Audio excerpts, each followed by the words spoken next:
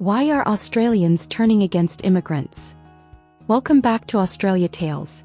Today we're diving into a hot topic that's been making headlines, stirring up debates, and filling the streets with protest signs.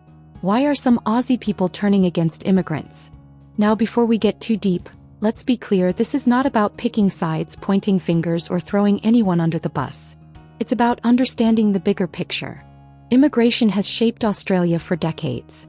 Without it, the country would not be the diverse, buzzing, multicultural land it is today. But right now there's tension, and that tension is spilling out in public protests. So in this video we're going to explore the reasons behind the anger, the fears people are voicing, the myths floating around, and the reality on the ground. If you watch till the end, you'll walk away with a better understanding of what's really happening in Australia, and maybe even rethink some of the headlines you've been seeing. And drop a comment below if you've got personal experiences or thoughts about immigration, whether you're an immigrant yourself, know someone who is, or just want to share your perspective. This is a topic where voices matter. Alright, let's get into it. Australia. A land of immigrants. First off, let's get something straight. Australia is built on immigration. More than 30% of people living here were born overseas. That's nearly 8 million people. And when you add the children of immigrants, the numbers skyrocket even higher. Whether your parents came from the UK, Italy, Vietnam, India, China, or anywhere else, chances are you've got immigrant roots somewhere in your family tree.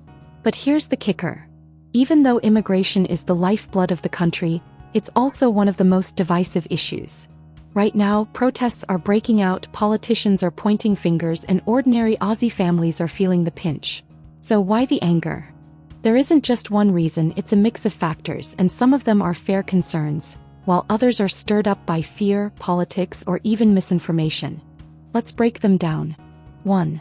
Housing crisis. If you ask most protesters why they're frustrated, one of the first things they'll say is housing.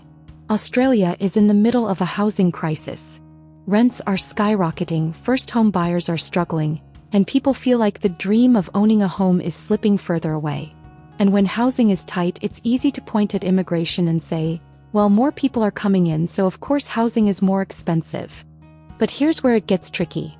Yes, population growth puts pressure on housing, but immigration is just one piece of the puzzle. Government planning, land release, property investors, and supply chain issues all play a huge role too.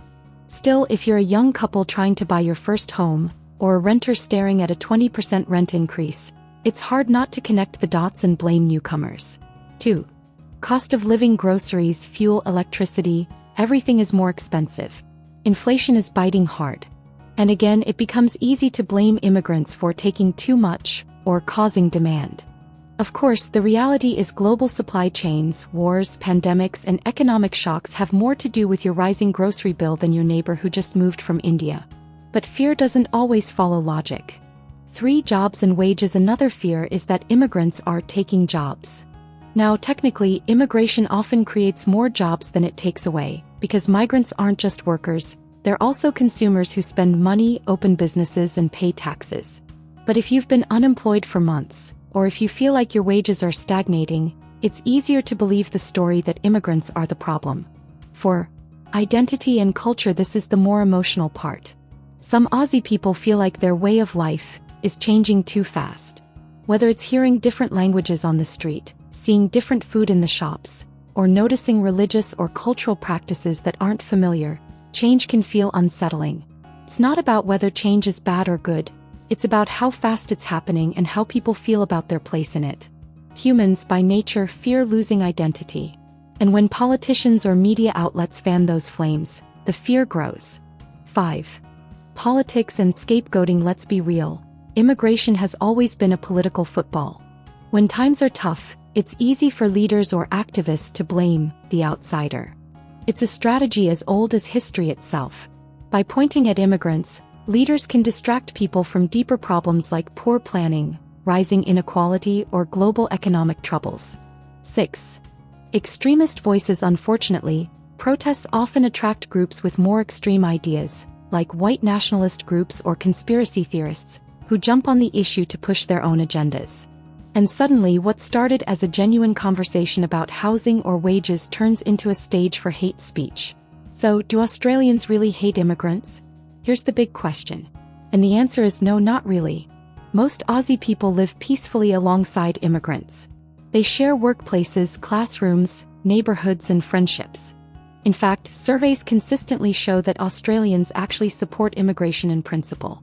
What people are angry about is often how fast things are changing, and how poorly governments are managing that change. The bigger picture, it's also worth remembering. Immigration has been crucial to Australia's economy. Think about it: who works in aged care? Who drives the rideshares? Who fills roles in engineering, IT, and healthcare? Without immigrants, many industries would grind to a halt. And when international students come, they're not just studying, they're also paying rent, buying groceries, and supporting local businesses. But balance matters. That doesn't mean critics don't have valid points. If infrastructure like housing, transport, and hospitals aren't keeping up with population growth, people will feel the pressure. So the real solution isn't to stop immigration but to better plan for it. Funny posits like inviting 10 mates to a barbecue but only cooking 5 sausages. The problem isn't your mates, it's your shopping list. So where does this leave us? Right now, protests are happening because people are frustrated, scared, and looking for someone to blame. But underneath the noise, the real issues are housing affordability, cost of living, job security, national identity, and political opportunism. Immigrants are just the easiest target. Conclusion: at the end of the day, the question, why are Australians turning against immigrants, isn't just about immigration. It's about how society deals with change, pressure, and fear. So if you're watching this, I'd love to hear your thoughts. Drop a comment below. Do you think immigration is being managed well? Do you feel the pinch in housing or jobs? Or do you think protests like this are unfair to newcomers who are just trying to build a better life?